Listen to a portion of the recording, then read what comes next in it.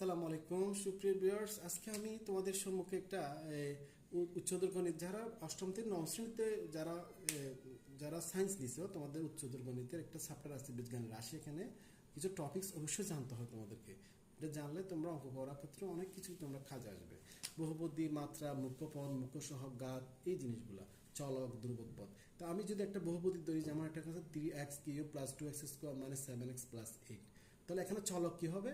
এই যে চলক হবে যে এখানে চলকের মধ্যে কিছু সমীকরণ আছে যে দ্বিচলক আছে, এক চলক আছে, ঠিক আছে। তাহলে আমি আজকে তোমাদের এক চলক বহুপদী নিয়ে একটা কথা বললাম। চলক হবে যেখানে এক্স, যে সমীকরণটা যা যে চলক সেটা হচ্ছে এখানে এক্স। ঘাত হবে যে চলকের উপরে যেটা পাওয়ার সেটা হচ্ছে ঘাত।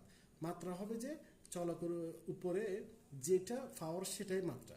তারপর হচ্ছে মুখ্য পথ হলে সবার সম্মুখে যে পথটা সেটা মুখ্য পথ। মুখ্য সহগ হলো মুখ্য পথের সাথে যে সংখ্যাটা থাকবে সেটা মুখ্য